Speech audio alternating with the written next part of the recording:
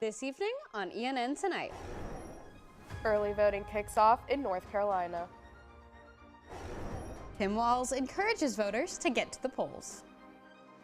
You can say no to them and yes to Kamala Harris in a unified country. A new way forward. And how the importance of voter turnout breaks party lines. Those stories and more. ENN Tonight starts now.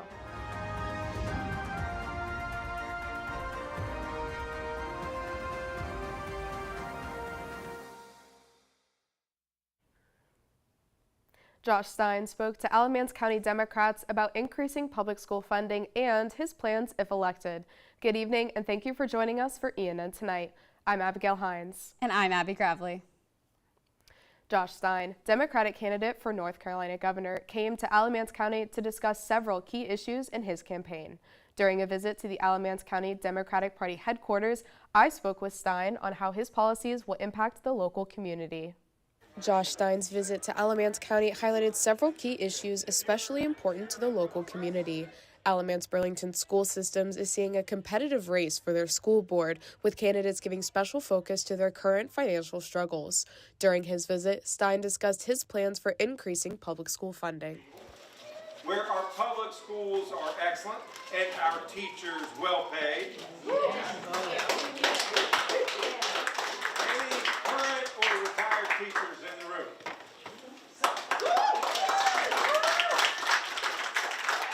Stein says the increased funding will improve North Carolina's public school rankings on a national level. We're at the very bottom in this country. We're 42nd in starting teacher pay. We're 48th in per pupil investment. Those numbers are just a disgrace. If we want to recruit and retain the best into our schools, we have to pay them better. According to Stein, corporate income tax will help fund this increase in pay. We already have the lowest corporate income tax of any state in the country that has one. And yet the Republican legislature wants to get rid of it altogether. We need to have those resources so that we can give working folks, the people of North Carolina, a tax break so that we can pay our teachers a decent salary. Attendees at the event encouraged voting in local elections, noting how public school concerns are mainly addressed at the county level. I know other counties, they work things out more by district or whatnot, but in Alamance County, everything's at large. So county commissioner, school board, those are huge races. And what I like to tell folks is the local races are what really determine the policy that affects you every day. Abigail Hines, ENN Tonight. The race for governor leading up to the election. For more of our coverage on Stein's visit, go to elonnewsnetwork.com. Though Election Day is still 15 days away, voters in Alamance County have already started to cast their ballots. As you can see here behind me, Elon South Gym is set up for early voting. Early voting in North Carolina started on October 17th and will be going through November 2nd. This polling location also allows for one-stop voting, meaning that voters can register and cast their ballot all in one trip. Alamance County Democratic Party poll greeter Patty Temples says that she has never seen as high of a turnout as the first day and a half at South Gym, which saw over 2,000 ballots cast. When we got here, it was like a 1 hour wait, and now it's gone up to an hour and a half. But yesterday it was 2 hours, so it was madhouse. Temples feels the perceived stakes of this year's election are encouraging voter turnout. I think people understand the gravity of the situation, and they're willing to do whatever part they can do to save our democracy. Rhiannon Benesh cast her ballot as soon as early voting opened, marking only her second presidential vote.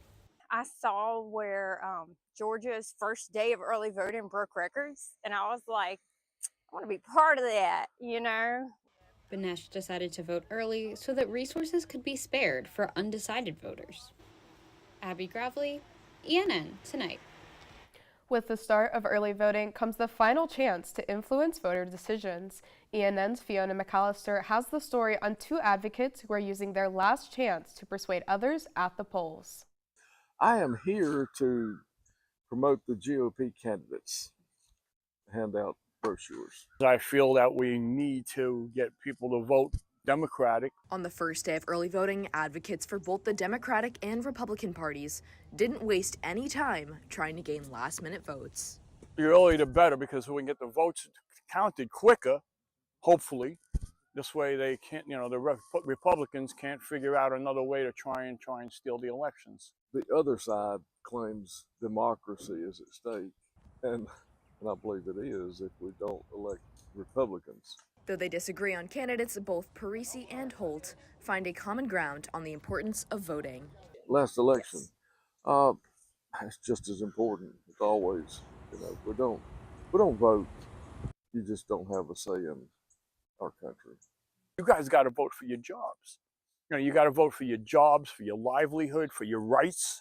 Standing side by side, handing out flyers, there was an unspoken agreement of civility. Fiona McAllister, ENN Tonight. As the swing state of North Carolina is on the verge of either being red or blue, both Parisi and Holt have high hopes for their party to win. Just 45 minutes from Elon's campus, a vice presidential candidate paid North Carolina Democrats a visit. Our Fiona McAllister also looked into how these attendees were feeling. The first day of early voting called for a special visit from Tim Walz. Tim Walz.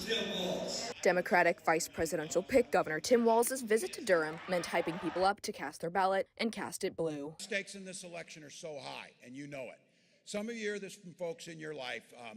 We made it through the first term of Trump. We could probably make it through another. Alongside Walz was former President Bill Clinton. So go out there and win this, because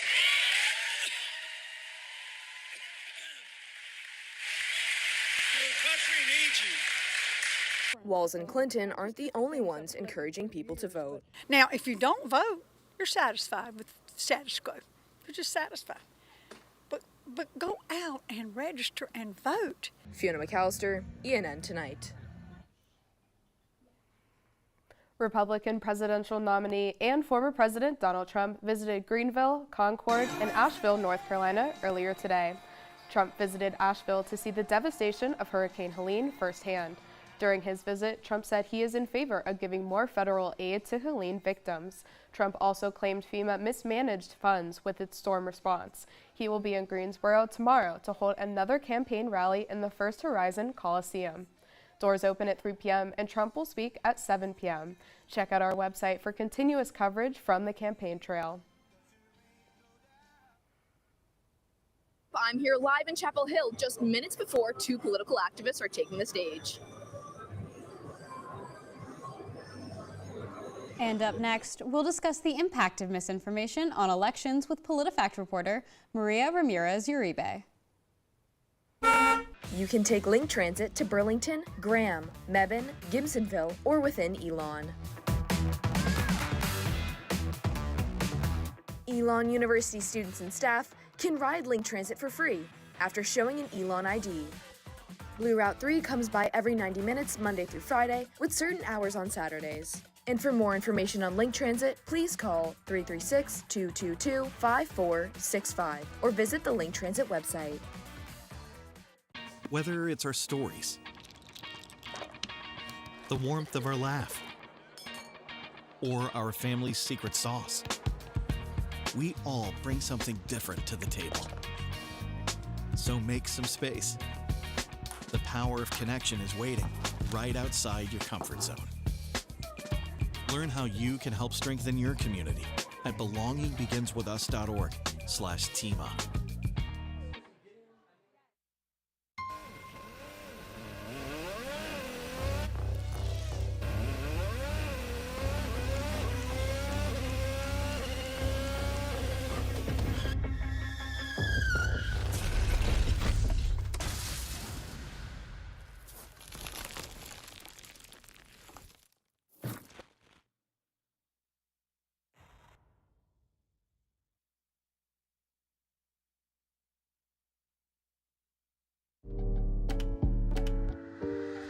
There's only one thing that will save somebody's life, and that is naloxone nasal spray. Get 911 on the phone, get the emergency responses there on their way. Once Upon a Time is right now. Escape to the Renaissance Festival, a time-traveling adventure. Saturdays and Sundays, October 5th through November 24th. There's music, comedy, circus entertainments, jousting, nights, the living mermaids, and a feast all rolled into a non-stop outdoor family adventure. Tickets limited while supplies last. Online only at renfestinfo.com. Hate is loud, but love is the majority.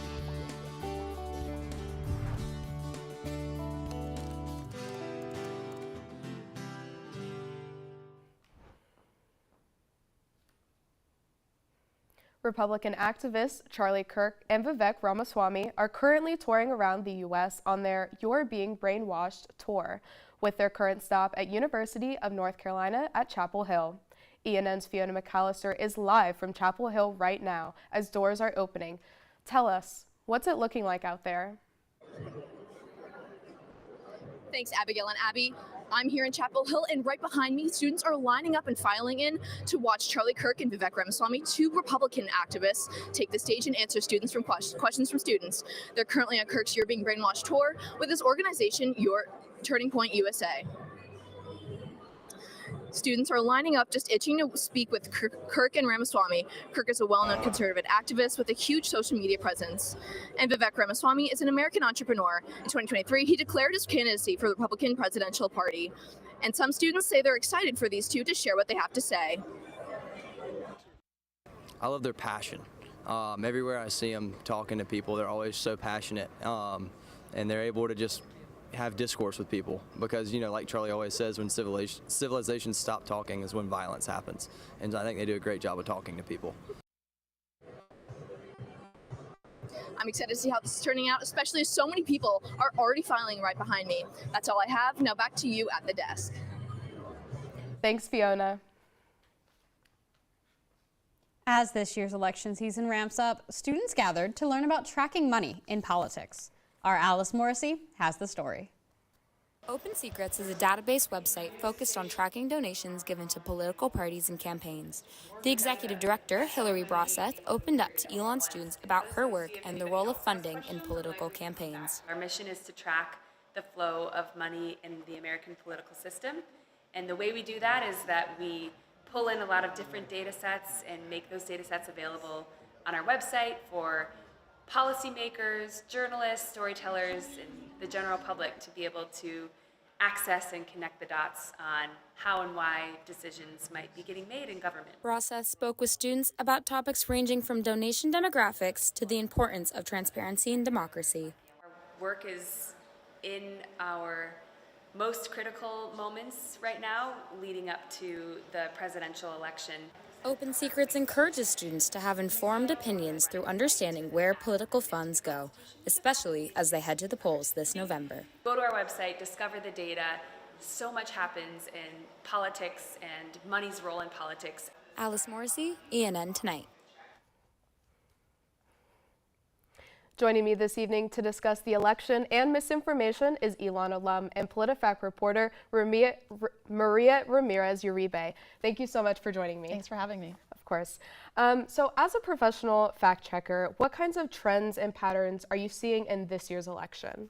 Yes, I think with misinformation, generally we often see kind of two types of misinformation. You see the ones that are completely made up, there's no basis of fact, and then there's the misinformation that comes from somewhere. I'm an immigration reporter specifically, and that's what I focus on with fact checking. And so we see a lot of data mischaracterization. So people will take a number that exists either given by the government or some sort of real statistic and figure, and they'll twist it and turn it and mischaracterize it to the point where it's now completely false, but it came from somewhere. And what do you think the motivation behind that misinformation is? You know, usually we say with misinformation, you're trying to evoke a response and kind of change the perception that people have of reality.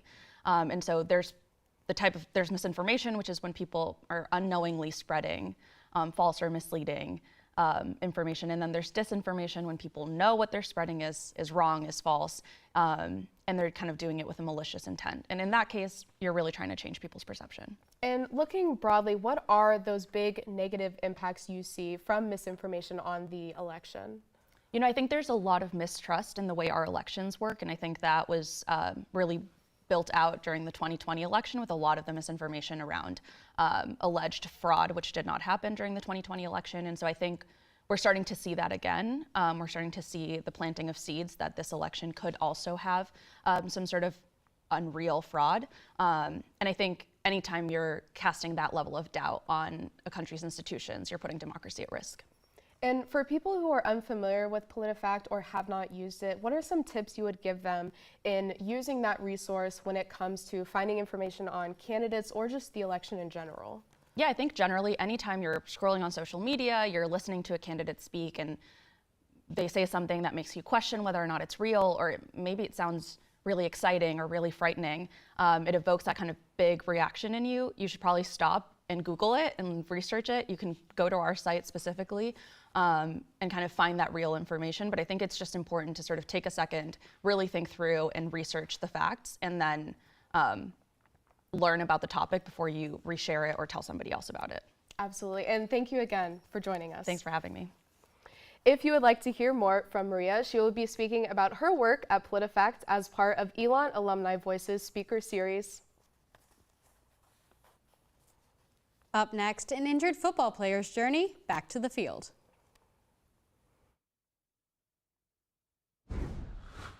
And a new restaurant opens its doors. You can take Link Transit to Burlington, Graham, Mebane, Gibsonville, or within Elon. Elon University students and staff can ride Link Transit for free after showing an Elon ID. Blue Route 3 comes by every 90 minutes Monday through Friday with certain hours on Saturdays. And for more information on Link Transit, please call 336-222-5465 or visit the Link Transit website. Whether it's our stories, the warmth of our laugh, or our family's secret sauce, we all bring something different to the table. So make some space. The power of connection is waiting right outside your comfort zone. Learn how you can help strengthen your community at belongingbeginswithus.org/teamup.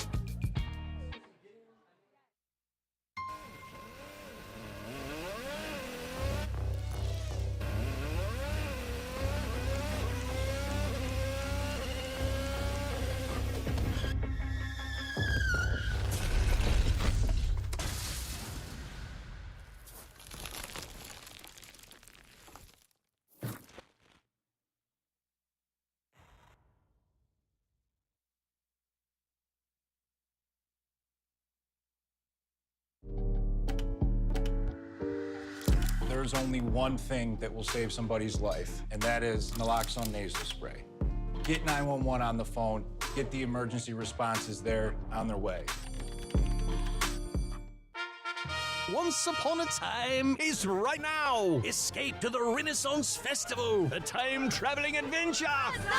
Saturdays and Sundays, October 5th through November 24th. There's music, comedy, circus entertainments, jousting, nights, the living mermaids, and a feast all rolled into a non-stop outdoor family adventure. Tickets limited while supplies last. Online only at renfestinfo.com. Hate is loud, but love is the majority.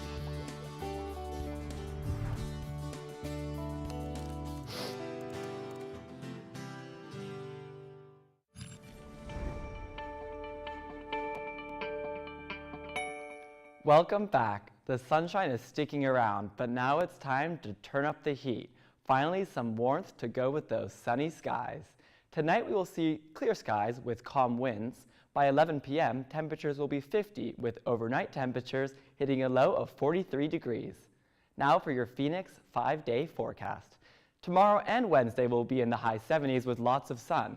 Thursday and Friday will bring cooler temperatures with a high of 72 and sunny skies. And to start off the weekend, Saturday we'll be back in the upper 70s with more sun. Definitely rays for days this week. As we near the end of October, the trees around Elon are starting to change color. By the beginning of November, we should start to see the leaves change fully to their classic red, yellow, and orange fall colors. Keep your eyes out. That's all I have for you. Now back to you at the desk.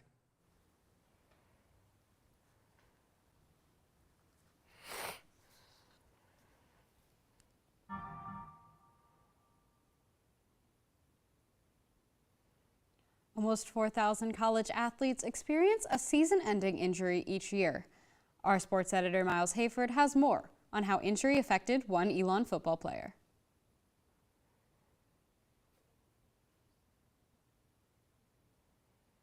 Like getting the surgery and knowing what was in front of me because I'd done it before, and then knowing that I was about to go through it again, it was kind of it was tough for sure to kind of envision myself doing it at the time. After tearing his ACL in his freshman year, redshirt junior Luke Duska found himself having another knee surgery in late 2023 after his teammate ran to the back of his leg, tearing his ACL yet again. Duska says that it was extremely disappointing to have to go through rehab again. Duska says that after the surgery there was no mobility in his knee and he felt helpless. He says regaining mobility in his knee was a key step in the recovery process. Once you get that, it kind of opens up a bit. You can start strength training and doing more stuff. Once you get to around the 3-month mark is when you can start running again. And pretty much from then on, it's not as much of you're trying to get your mobility and range back as you're just trying to strengthen the knee and get it ready to return. Duska's time on the sideline was isolating at times, saying that it made him feel disconnected from the team. I mean, obviously it's tough when you're not practicing every day. You're just naturally going to feel a little isolated from what everyone else is doing because everyone else is kind of on the same routine and doing the same things every day. And you're still around the team, but you're kind of off to the side doing your own specific thing every day, going through your rehab. The recovery process took 12 months, but Duska says he won't fully be healed for another 2 years. Duska has returned to football, though, and has played in every single game this season. Miles Hayford, ENN Tonight. To learn more about Duska's story and the recovery process of other Elon student-athletes, check out this week's Pendulum. With fall and flu season right around the corner, RecWell is partnering with Triad Care to provide students with a free vaccine clinic on campus. This week, we held Tuesday and Thursday in the Alumni Gym from 8:30 a.m. through 4:30 p.m., where both COVID and flu vaccines will be available. If you're interested in reserving a spot, visit the RecWell website to find the available time slots and sign-up form. Remember to bring a valid insurance card when visiting the clinic. A new restaurant opened its doors to the Elon community. ENN's Angelina Fantaroni has more on what the Rosemary at Elon has to offer. The Rosemary at Elon is officially open for business. We're excited. We're ready to have everyone in. Customers say they are happy to have a more upscale restaurant in the area. This is definitely a lot more upscale than a lot of the places around here that we're used to. It's more upscale, and I think people need to have something that they can actually look forward to going to visit. Some employees may look familiar because they are Elon students. I was really struggling finding a job for the first part of the semester, and I walked home one day, saw the sign on the door, and applied, and it's been great ever since. And she says she's excited to have a new restaurant on campus, especially when her family comes to visit. I know, like, every time my parents come down for Parents Weekend, it's actually a mess trying to eat anywhere, so I think it's great to have another place to, come together. The Rosemary at Elon offers many different food items during breakfast, lunch, and dinner. Angelina Fantaroni, ENN Tonight. The Rosemary at Elon will host an Elon Student Appreciation Night tomorrow and Thursday with free chicken and brisket tacos and bar drink specials. Visit our website, elonnewsnetwork.com, for details. After the break, how a campus collaboration brings science to the stage. Take Link Transit to Burlington, Graham, Mebane, Gibsonville, or within Elon. Elon University students and staff can ride Link Transit for free after showing an Elon ID. Blue Route 3 comes by every 90 minutes Monday through Friday with certain hours on Saturdays. And for more information on Link Transit, please call 336-222-5465 or visit the Link Transit website. Whether it's our stories, the warmth of our laugh, or our family's secret sauce. We all bring something different to the table. So make some space. The power of connection is waiting right outside your comfort zone. Learn how you can help strengthen your community at belongingbeginswithus.org/teamup.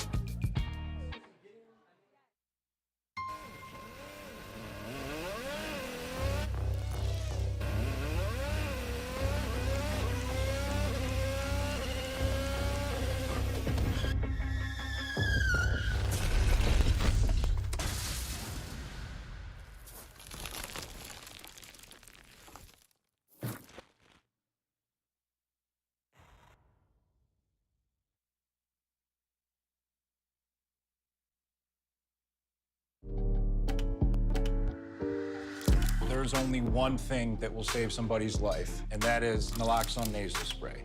Get 911 on the phone, get the emergency responses there on their way.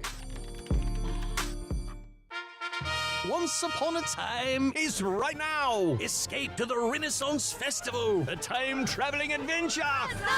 Saturdays and Sundays, October 5th through November 24th. There's music, comedy, circus entertainments, jousting, nights, the living mermaids, and a feast all rolled into a non-stop outdoor family adventure. Tickets limited while supplies last. Online only at renfestinfo.com. Hate is loud, but love is the majority.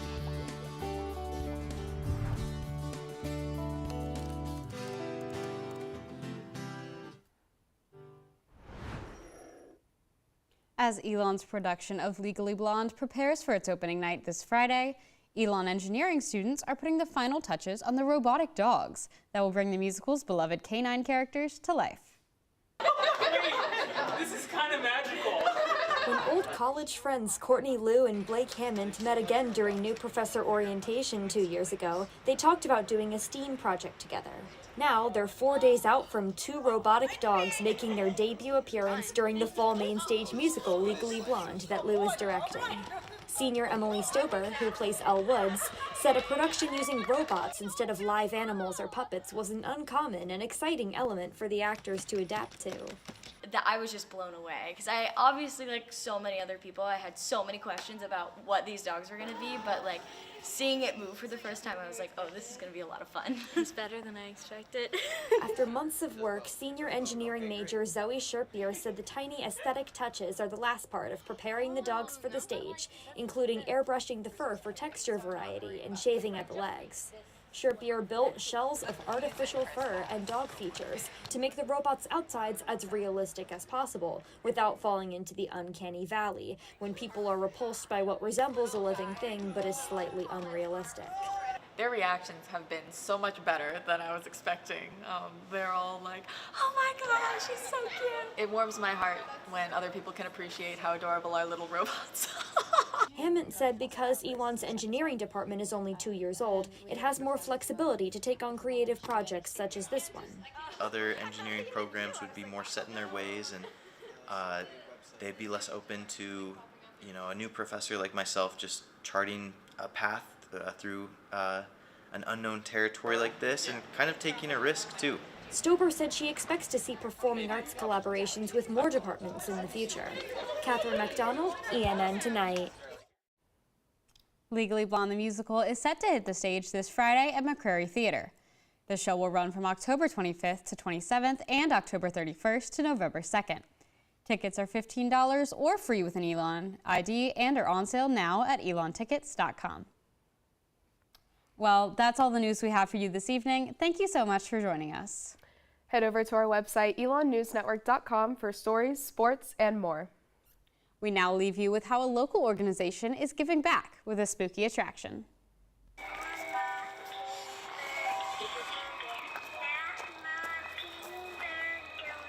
For the past 50 years, the forest of Hawfield Civitan in Mebane has transformed into a haunted forest, all to raise money for local causes. So we help a bunch of different organizations like the Boys and Girls Home. We help, we have special friends dances for special needs and stuff. We have a ton of different areas that we support. The twist? Most of the scare actors are 6th through 12th graders, all volunteers who help year-round to build sets and bring the forest to life. They love it. They get out here running through the woods, and it's